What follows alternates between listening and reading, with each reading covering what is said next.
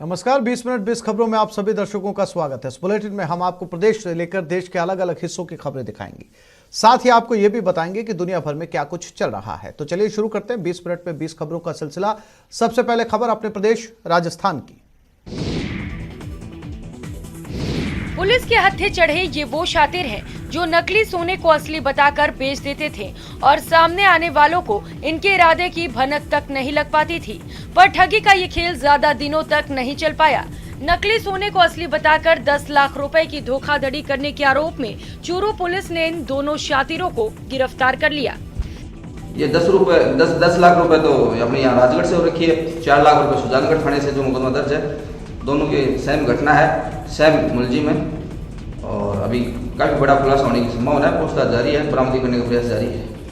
10 सितंबर को दर्ज मामले में जांच अधिकारी हेड कांस्टेबल सुभाष चंद्र ने आरोपियों की कॉल डिटेल खंगाली। कड़ी से कड़ी जोड़ी गई, कवायद रंग लाई और आंख मिचौली के बाद दोनों आरोपियों को पुलिस ने लक्ष्मणगढ़ के बस स्टैंड से दस्तयाब कर लिया। पुलिस के मुताबिक पूछताछ में दोनों आरोपियों ने अपना गुनाह कबूल कर लिया है। जिनको साइबर सेल की मदद से लेकर लक्ष्मणगढ़ फतेहपुर गुजरात में तलाश की गई, वह लक्ष्मणगढ़ से जिनको बापरदा गिरफ्तार किया गया और अभी तफ्तीश जारी है। इनसे बड़े बड़े खुलासे होने की भी काफी संभावना है। बूंदी के नैनवा के निवासी महावीर सैनी ने सपने में भी नहीं सोचा होगा कि वह ऐसे गंभीर रोग के भंवर में फंस जाएंगे जिससे निकलना उनके लिए जंग लड़ने से कम नहीं होगा। सैनी की दोनों किडनी खराब हो चुकी है, लेकिन इसका पता उन्हें तब चला जब वो जयपुर, कोटा और अहमदाबाद तक के अस्पतालों के चक्कर लगाकर लाखों रुपए खर्च कर चुके थे। जी हां, पीड़ित परिवार उधार लेकर 3.5 लाख रुपए खर्च कर चुका है। अब पीड़ित परिवार को चिकित्सकों ने बताया है कि महावीर की दोनों किडनी पूरी तरह से खराब हो चुकी है। ऐसे में केवल किडनी ट्रांसप्लांट किया जाना ही इकलौता रास्ता है। महावीर की मां और पत्नी एक एक किडनी देने को तैयार हैं, लेकिन किडनी ट्रांसप्लांट में लगने वाला पैसा उनके पास नहीं है। इसकी दोनों किडनियां खराब है, हॉस्पिटल में दगाए, दोनों किडनियां खराब बताए। इसके इलाज के चक्कर में 3.5 लाख रुपए लग चुका है और अब ट्रांसपोर्ट के लिए मेरे पास ये नहीं, पैसे नहीं है। महावीर की पत्नी की उम्मीद अब सरकारी मदद पर ही टिकी है, जिससे उनके पति का अच्छा इलाज हो सके और वह पहले की तरह स्वस्थ दिखाई दें। एक अध्यापक और पहली से 5वीं तक की कक्षा, सभी कक्षाएं नीले गगन के तले। सरहदी बाड़मेर में ऐसे सैकड़ों स्कूल हैं जो महज एक शिक्षक के भरोसे चल रहे हैं और तो और इन शिक्षकों को मजबूरन खुले आसमान के नीचे मासूमों को पढ़ाना पड़ रहा है। अकेले में परेशान आती है। स्कूल का काम है, स्कूल का वर्क का लोड है और आगे से ऑनलाइन काम वगैरह भी होता है, स्कूल का रिकॉर्ड का काम भी होता है। ये पिछले मान लो 7-8 साल से है। तापमान जमाव बिंदु की तरफ गोते लगा रहे हैं। सर्द हवा धमनियों में दौड़ रहा लहू जमा रही है, लेकिन सरहदी बाड़मेर के मासूमों को नीले गगन के तले पढ़ने को मजबूर होना पड़ रहा है। ऐसा 1-2 नहीं बल्कि दर्जनों स्कूल में हो रहा है। अपने विद्यालय में लगभग 42-43 विद्यालय ऐसे होंगे जिनमें ये समस्या है। सरकार का नारा है पढ़ेगा इंडिया तो बढ़ेगा इंडिया, मगर सवाल उठता है कैसे? पढ़ने के लिए स्कूल और स्कूल में जरूरी सुविधाएं भी तो जरूरी हैं। जी हाँ, सरकार भले ही शिक्षा का स्तर ऊंचा उठाने के लिए तमाम योजनाएं लेकर आ रही हो, मगर धरातल की तस्वीर झकझोर देने वाली है। आसमान के नीचे पढ़ने को मजबूर देश का भविष्य, सर्दी में ठिठुर रहे छात्र। आम जन में विश्वास, अपराधियों में भय, यही है पुलिस का मुख्य ध्येय। लेकिन ऐसा कहां हो पाता है? पर अगर आप दौसा के बाशिंदे हैं तो थोड़ी राहत महसूस कर सकते हैं। दौसा पुलिस प्रदेश में तीसरे तो जयपुर रेंज में पहले नंबर पर काबिज है। जी हां, पेंडेंसी कम करने में दौसा पुलिस का रिपोर्ट कार्ड जिले वासियों को आश्वस्त कर रहा है। दरअसल जयपुर रेंज में 6 जिले शामिल हैं, जिसमें पेंडेंसी कम करने में दौसा की सबसे बेस्ट परफॉर्मेंस रही है। गौरतलब है कि पुलिस विभाग की मीटिंग में पेंडेंसी कम करने पर खासा जोर दिया जाता है ताकि लोगों को समय पर न्याय मिल सके। साल 2021 में पुलिस मुख्यालय ने 10% से कम पेंडेंसी करने पर जोर दिया था, जिसमें कई जिले सफल रहे लेकिन अधिकतर असफल रहे। पूरे राजस्थान में 24% मामले अभी भी पेंडेंसी में चल रहे हैं। सिर्फ 4 जिले ही ऐसे हैं जिनकी पेंडेंसी 10% से कम है और दौसा ऐसे ही जिलों में शुमार है। देख लेते हैं कुछ अन्य राज्यों की महत्वपूर्ण खबरें। सरेआम संग्राम, और वो भी पुलिस की मौजूदगी में। ऐसा नहीं कि पुलिस वाले हाथ पर हाथ धरे बैठे हैं, वो अपनी मौजूदगी दर्ज कराने की कोशिश कर रहे हैं, लेकिन उनकी हर कोशिश बेअसर साबित हो रही है। पुलिस की बेबसी की ये तस्वीरें उत्तर प्रदेश के फतेहपुर से आई है, जहां जमीन विवाद को लेकर 2 गुटों में खूनी भिड़ंत हो गई। संघर्ष का वीडियो सोशल मीडिया पर तेजी से वायरल हो रहा है। हैरानी की बात तो यह है कि पुलिस की मौजूदगी में दोनों पक्ष एक दूसरे पर ईंट पत्थर चला रहे हैं। इस दौरान पुलिस वाले दोनों गुटों के लोगों को रोकने की कोशिश कर रहे हैं, लेकिन हमलावर पुलिस कर्मियों की एक नहीं सुन रहे। इस मारपीट में दोनों पक्ष से करीब 7 लोग घायल बताए जा रहे हैं, जिन्हें इलाज के लिए नजदीकी अस्पताल में एडमिट कराया गया है। घटना बकेवर थाना क्षेत्र के मुसाफा गांव की है। पुलिस ने इस मामले में दोनों पक्षों की तहरीर के आधार पर मुकदमा दर्ज कर कार्रवाई शुरू कर दी है। उत्तर प्रदेश के बस्ती जिले में अपराधी आतंक का पर्याय बन चुके हैं। अपराधियों पर अंकुश लगाने में बस्ती जिले की गौर और पैकौलिया पुलिस साफ तौर पर नाकाम साबित हो रही है। पैकौलिया थाना क्षेत्र के हिस्ट्री शीटर ने गौर थाना के बभनान बाजार में दिन दहाड़े आतंक मचाया। पहले हिस्ट्री शीटर ने युवकों की अपने साथियों के साथ पिटाई की और फिर 2 मोटरसाइकिल को आग के हवाले कर दिया। तौहीद और उनके साथी आरिफ अपनी मोटरसाइकिल से कस्बा बभनान के चौराहे हरैया की तरफ जा रहे थे। उसी दौरान पारस यादव अपने 6-7 साथियों के साथ इन दोनों के ऊपर हमला करके इनको दोनों को बुरी तरह से मारा पीटा। इनकी मोटरसाइकिलों को तोड़ फोड़ कर उसमें आग लगाकर दोनों मोटरसाइकिल को जला दिया। कुछ बच्चे से झगड़ा किए हैं में, और उसके बाद से मैं रास्ते से जा रहा था तो मुझे पकड़ लिए। मतलब मुफलर बांधा था अपना, तो समझे कि ये भी उन्हीं के साथ था, तो मुझे मारने मतलब पकड़ लिए। मेरा कॉलर कहे तू रहे हो कहीं तू मारो। मेरे दोस्त आए कहे ये नहीं था ये नहीं था।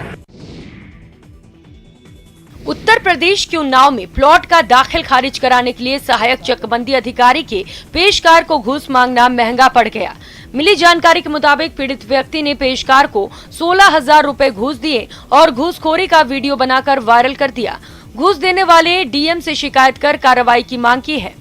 मिली जानकारी के मुताबिक उन्नाव की बागरमऊ तहसील के मवई घनश्याम गांव के रहने वाले अजय कुमार ने शेखपुर कला में अपने पिता के नाम से एक प्लॉट खरीदा था और दाखिल खारिज कराने के लिए सहायक चकबंदी अधिकारी के पेशकार से संपर्क किया, जिसके बाद पीड़ित अजय कुमार का आरोप है कि पेशकार ने इसके बदले 16,000 रुपए की घूस मांगी, जिस पर युवक ने पेशकार को पैसा देते हुए वीडियो बना लिया, लेकिन पैसा देने के बाद भी दाखिल खारिज नहीं हुआ।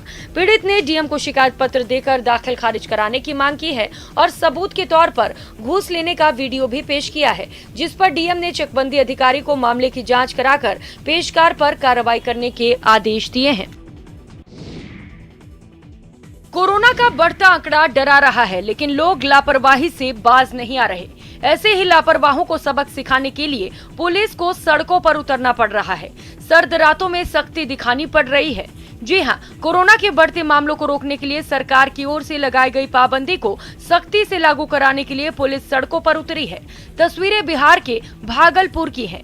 पुलिस ने स्टेशन चौक पर सभी वाहनों की तलाशी लेते हुए आवाजाही का कारण जाना और बिना मास्क के सफर कर रहे लोगों का चालान काटते हुए उन्हें सख्त निर्देश दिए। शहर में लोग नाइट कर्फ्यू का पालन करें, इसके लिए शहर के विभिन्न चौक चौराहों पर पुलिस वाले तैनात किए गए हैं। जिला प्रशासन ने भी लोगों से कोरोना गाइडलाइंस का पालन करने की अपील की है। गौरतलब है कि बिहार में दुकानों को रात 8 बजे तक ही खोले जाने की इजाजत मिली है। आवश्यक वस्तु की दुकानों के लिए ये नियम लागू नहीं है। मुख्यमंत्री नीतीश कुमार ने सोमवार को लगने वाले जनता दरबार को 21 जनवरी तक स्थगित कर दिया। बिहार में 6 जनवरी से 21 जनवरी तक नाइट कर्फ्यू रात 10 बजे से सुबह 5 बजे तक लगाया गया है।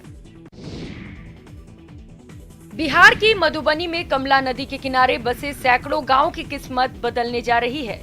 कमोबेश हर साल भीषण बाढ़ की तबाही झेलने वाले इन गांवों को नए साल में न सिर्फ बाढ़ की तबाही से निजात मिलने वाली है, बल्कि इन गांवों तक पक्की सड़क भी पहुंचने वाली है।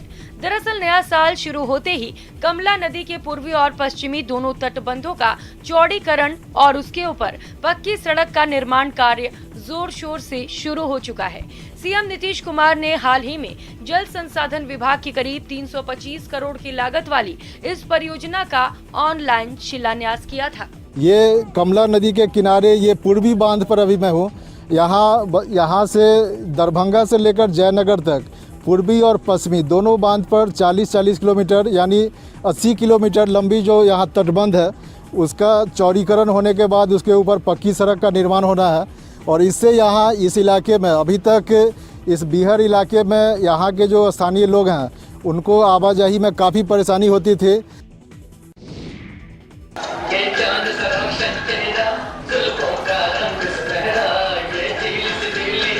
अलग अलग राज्यों से आए कलाकारों ने एक से बढ़कर एक परफॉर्मेंस दी, जिसका दर्शकों ने भरपूर लुत्फ उठाया। तस्वीरें पर्यटन नगरी मनाली में चल रहे विंटर कार्निवल की हैं। एक और जहां कर्नाटक, पंजाब और जम्मू से पहुंचे कलाकारों ने अपनी जबरदस्त प्रस्तुति से दर्शकों का मन मोह लिया, वहीं दूसरी ओर ग्रामीण महिलाओं ने भी पारंपरिक परिधानों में सज धज कर कार्निवाल में चार चांद लगा दिए। बहुत अच्छा, यहाँ की वाइब अलग ही है, ऑडियंस इतनी अच्छी है, ये इनिशिएटिव इतना अच्छा है कि हम अपना टैलेंट अलग अलग तरीके से शो कर रहे हैं। माइनस टेम्परेचर में भी माहौल बहुत गर्म है, जैसे जैसे लोग परफॉर्मेंसेस कर रहे हैं, बहुत अच्छा लग रहा है। मनाली में आके अच्छा लग रहा है क्योंकि मनाली अक्सर पंजाब से बहुत दूर है तो इतना आया नहीं जाता, लेकिन ये एक बहाना मिल गया और बहुत अच्छा इनिशिएटिव है ये हिमाचल प्रदेश गवर्नमेंट का। गौरतलब है कि विंटर कार्निवल हिमाचल प्रदेश में टूरिज्म को बढ़ावा देने का काम करता है। हालांकि कोरोना के कारण इस बार टूरिस्टों का आना कम हुआ। जहां तक नजर वहां तक बस बर्फ की सफेद चादर। तस्वीरें हिमाचल प्रदेश के चंबा की हैं। पश्चिमी विक्षोभ की सक्रियता के चलते प्रदेश के शिमला, कुल्लू, लाहौल स्पीति, किन्नौर, चंबा और मंडी जिलों में ऊंची चोटियों पर भारी बर्फबारी हो रही है, जिससे समूचे प्रदेश में ठंड और ठिठुरन है। चंबा के दूर दराज के क्षेत्र देवी कोठी और टेपा पंचायत में 3 से 4 इंच के आसपास हिमपात हुआ है, जिससे किसान और बागवान काफी खुश दिखाई दे रहे हैं। 2-3 दिन ऐसी ही बर्फबारी रहती है तो इन जल स्रोतों में अच्छा पानी आएगा और हमारे माल मवेशी व लोगों के लिए अच्छी सुविधा प्राप्त होगी। बता दें, सेब के बगीचों के लिए बर्फबारी बेहद मुफीद मानी जाती है, क्योंकि जितनी अधिक बर्फबारी होती है उतनी ही फसल बेहतर होती है। बर्फबारी से पर्यटन कारोबारी भी खुश हैं। कोरोना के कारण मंदी के दौर से गुजर रहे इस व्यवसाय को हिमपात से लाभ हुआ है। बर्फ देखने की चाह में सैलानी पहाड़ों की ओर रुख कर रहे हैं। हिमाचल प्रदेश में मौसम के बदले मिजाज और लगातार हो रही बर्फबारी के चलते ठंड का प्रकोप बढ़ गया है। मनाली मॉल रोड सहित रोहतांग दर्रे और अटल टनल के आसपास की ऊंची चोटियों पर बर्फबारी का सिलसिला जारी है। बात अगर पर्यटन नगरी मनाली की करें तो यहाँ पर एक बार फिर मौसम ने करवट बदली है। मौसम के करवट लेते ही मनाली और इसके आसपास के क्षेत्रों में बर्फबारी हो रही है। मनाली के मॉल रोड पर पर्यटक बर्फबारी का जमकर लुत्फ उठा रहे हैं। बहुत मस्ती कर रहे हैं, बहुत मजा कर रहे हैं। एक्सपेक्ट ही नहीं करा था इतनी आइस मिल जाएगी। ये तो सर स्विट्जरलैंड हो गया बिल्कुल मनाली। मजा आ गया, बहुत मजा कर रहे हैं। बहुत अच्छा लग रहा है हमें। जैसे कि आपको पता है कि कोविड का माहौल चल रहा है दिल्ली में, इस टाइम लॉकडाउन का भी पूरा चांसेस है, तो हम अपने आप को बहुत लकी समझ रहे हैं कि इस टाइम हम मनाली में। और मनाली घूमने आए पर्यटकों का कहना है कि वे काफी लंबे समय से बर्फबारी का इंतजार कर रहे थे और इस बार उन्हें मनाली में लाइव बर्फबारी देखने को मिली। मैं दिल्ली से आई हूँ और मैं बहुत एंजॉय कर रही हूँ। मैडम, क्या आपने उम्मीद की थी इस तरह बर्फ की, क्योंकि लगातार बर्फबारी हो रही है? नहीं, बिल्कुल भी नहीं। फर्स्ट टाइम बर्फ देख रही है, पहले भी देख चुकी है? First time. तो किस तरह का रहा आपका पूरा ट्रिप मनाली? बहुत अच्छा, ड्रीम कम ट्रू। रात के अंधेरे में टाइगर फैमिली सैर सपाटे पर निकली है। आगे आगे बाघिन माँ तो पीछे पीछे तीनों शावक। ये खूबसूरत तस्वीर सामने आई है गंडक दियारा के रायपुरवा सरेह से। ट्रैक्टर पर स्थानीय गन्ना किसान घर लौट रहे थे, तभी बीच रास्ते में बाघ फैमिली नजर आई। बाघिन के साथ तीनों नन्हे शावक उछल कुदल कर रहे थे। ये नजारा देखते ही सबकी सिट्टी पिट्टी गुम हो गई।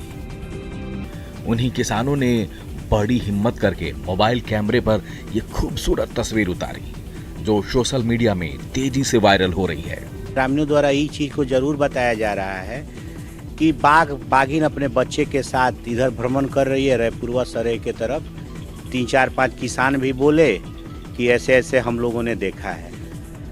वाल्मीकि नगर टाइगर रिजर्व के घने जंगल में रहने वाले बाघ जब भटक कर गढ़वा दियारा पहुंच जाते हैं तो आसपास के गांव में हड़कंप मच जाता है। किसी के हाथ तबले पर थाप दे रहे हैं तो कोई हारमोनियम पर तान छेड़ रहा है, कोई गिटार के तार से सुरों की धारा बहा रहा है तो कोई झाल से समा बांध रहा है। और जब इन सब के सुर एकाकार हो जाते हैं तो जो सर लहरी गूंजने लगती है वो हर किसी को मदहोश कर देती है। कल तक इन हाथों में तमंचे लहराते थे, कल तक यही हाथ खून की धारा बहाते थे, लेकिन सृजन कला मंडल की सार्थक पहल पर पूर्णिया सेंट्रल जेल के ये कैदी आज गिटार के मास्टर बन रहे हैं।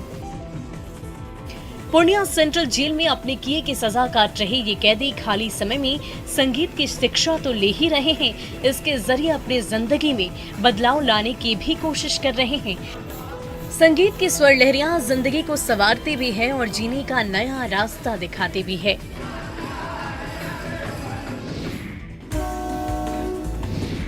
मिथिलांचल के लोग जल्द ही नेपाल तक जाने के लिए ट्रेन के सफर का आनंद ले सकेंगे।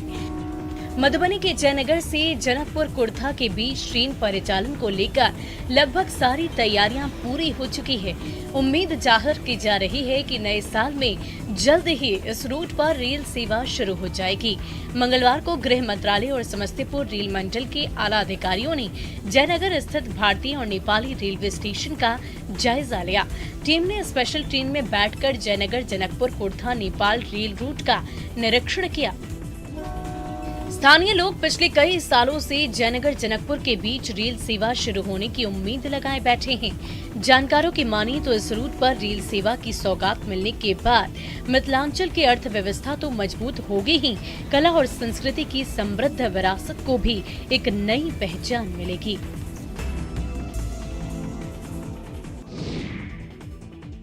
बात कर लेते हैं कुछ अंतर्राष्ट्रीय खबरों की। दुनिया के 5 बड़े मुल्कों ने एक समझौते पर दस्तखत किए और इस बात पर सहमति जताई कि किसी भी सूरत में परमाणु हथियार का इस्तेमाल नहीं किया जाएगा। इन 5 देशों में अमेरिका, रूस, चीन, ब्रिटेन और फ्रांस हैं। ये वही 5 मुल्क हैं जिनके पास संयुक्त राष्ट्र की सुरक्षा परिषद की स्थायी सीट है। सबसे अहम बात यह है कि 5 देशों के समझौते की जानकारी रूस की तरफ से दी गई। पिछले कुछ महीने में यूक्रेन और रूस के बीच जंग की चर्चाएं तेज हैं।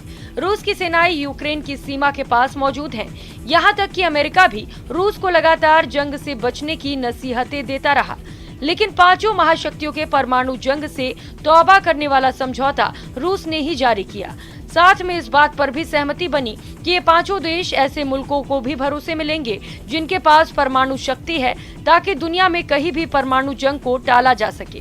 करीब 37 साल पहले अमेरिका के तबके के राष्ट्रपति रोनाल्ड रीगन और सोवियत संघ के राष्ट्रपति मिखाइल गोर्बाचेव ने कहा था कि परमाणु युद्ध कभी शुरू नहीं होना चाहिए, क्योंकि परमाणु युद्ध कोई जीत ही नहीं सकता। और उसी बात को संयुक्त राष्ट्र सुरक्षा परिषद के 5 स्थायी सदस्य देशों ने दोहराया, जिनके पास दुनिया के कुल परमाणु हथियारों का 90% स्टॉक है। कजाकिस्तान में तेल की कीमतों में बढ़ोतरी को लेकर जारी हिंसक विरोध प्रदर्शन की वजह से सरकार को इस्तीफा देना पड़ा। कजाकिस्तान के प्रधानमंत्री अस्कर ममीन ने बुधवार को राष्ट्रपति कसीम जोमार्ट तोकायेव को इस्तीफा भेजा, जिसे स्वीकार कर लिया गया। राष्ट्रपति ने आलीखान समाइलोव को कार्यवाहक प्रधानमंत्री भी नियुक्त कर दिया है। इसके साथ ही देश में 5 जनवरी से 19 जनवरी तक इमरजेंसी लगा दी गई है। इससे पहले प्रदर्शनकारियों को शांत कराने के लिए पुलिस ने लाठीचार्ज के साथ आंसू गैस का भी इस्तेमाल किया। मंगलवार को सरकार ने एलपीजी की कीमतों पर लगी सीमा हटाकर इसे कंपनियों के हवाले कर दिया था। इसके बाद तेल की कीमतों में तेजी से बढ़ोतरी हुई, जिस वजह से देश में बहुत बड़े पैमाने पर विरोध प्रदर्शन किया गया। आंदोलन की शुरुआत मांगिस्ताओ प्रांत से हुई, जिसके बाद सारे देश में विरोध प्रदर्शन शुरू हो गए। हिंसक विरोध प्रदर्शन को लेकर राष्ट्रपति तोकायेव ने कहा है कि सरकारी ऑफिसों पर हमला करना पूरी तरह से गलत है। हम एक दूसरे के बीच भरोसा और बातचीत चाहते हैं, विवाद नहीं। अफगानिस्तान के तालिबान शासन के खिलाफ महिलाओं के गुस्से के बीच वहां से एक हैरान करने वाला वीडियो सामने आया, जिसमें एक आदमी महिलाओं की पुतलों की गर्दन को काटता नजर आया, जो सोशल मीडिया पर तेजी से वायरल होने लगा। ये वीडियो अफगानिस्तान के हेरात का बताया गया, जिसमें एक आदमी दुकानों में इस्तेमाल होने वाले महिलाओं के पुतलों का सर धड़ से अलग करता दिखाई दिया। इस दौरान आसपास खड़े लोग हंसते रहे और वो आदमी पुतलों को तालिबानी सजा देता रहा। एक के बाद एक सभी पुतलों के साथ यही किया गया। नीचे उनके कटे हुए सिरों का ढेर लग गया। ये वो पुतले थे जो दुकानों में कपड़ों का प्रदर्शन करने के लिए खड़े कर दिए जाते हैं, लेकिन तालिबान के राज में इन बेजान पुतलों को भी मौत की सजा दी जाने लगी। इससे पहले लोगों के चाल चलन पर नजर रखने वाले तालिबान के एक मंत्रालय ने महिलाओं के इन पुतलों को गैर इस्लामी बताते हुए इन्हें हटाने के निर्देश दिए थे। अर्जेंटीना के नॉर्थ पैटागोनिया से हैरान करने वाली तस्वीरें सामने आईं। वहां पोएटा मादरीन इलाके के जंगल में आग भड़क उठी। दरअसल ये इलाका यूनेस्को की वर्ल्ड हेरिटेज साइट में शामिल है और इसी वजह से फौरन उसे बुझाना जरूरी हो गया। रात के वक्त जब आग लगने की खबर मिली तो आसपास के लोगों ने उस पर रेत और पानी डालकर बुझाने की कोशिश की, लेकिन वे उनके काबू में नहीं आई। जिसके बाद सुबह होते ही दमकल की टीम ने मोर्चा संभाला, लेकिन तब तक इसने जंगल का एक बड़ा हिस्सा तबाह कर दिया था, जिसे बुझाने के लिए उन लोगों ने जंगल के अंदर जाकर मुआयना किया। बताया गया कि आग पर काबू पाने के लिए कई घंटों तक जोर आजमाइश की गई। हालांकि उसके काफी देर बाद तक भी लोगों को धुएं से निजात नहीं मिली। अफ्रीकी देश सूडान में सैन्य शासन के खिलाफ सड़कों पर उतरी भीड़ की सुरक्षा बल के साथ हिंसक झड़प देखी गई। वहां सेना ने 25 अक्टूबर को तख्ता पलट कर दिया था। तब से ही लोकतंत्र के समर्थन में प्रदर्शन हो रहे हैं, जो कि अंतरिम प्रधानमंत्री के इस्तीफा देने के बाद भी नहीं रुके, क्योंकि सैकड़ों की भीड़ एक बार फिर राजधानी खर्तूम की सड़कों पर उतरी और प्रदर्शन शुरू कर दिया। लेकिन जल्दी ही ये प्रदर्शन हिंसक झड़प में बदल गया। लोगों को रोकने के लिए तैनात सुरक्षा बल ने उन पर आंसू गैस के गोले दागने शुरू कर दिए। इस कार्रवाई के बाद तो वहां भगदड़ मच गई। सामने आई तस्वीरों में लोग इधर उधर भागते नजर आए। इतने गोले दागे गए कि सड़क जंग का मैदान नजर आने लगी। हालांकि लोग पीछे भी नहीं हटे, उन्होंने भी सुरक्षा बल का मुकाबला शुरू कर दिया। सड़कों पर टायर रखकर आग लगा दी गई। गुस्साए लोगों ने देश में लोकतंत्र की बहाली तक प्रदर्शन जारी रखने की चेतावनी दी। हालांकि बाद में ताकत के जोर पर लोगों को खदेड़ दिया गया। इस झड़प में कई प्रदर्शनकारी घायल भी हुए, जबकि कईयों को हिरासत में ले लिया गया। तो इस बुलेटिन में फिलहाल इतना ही। नमस्कार।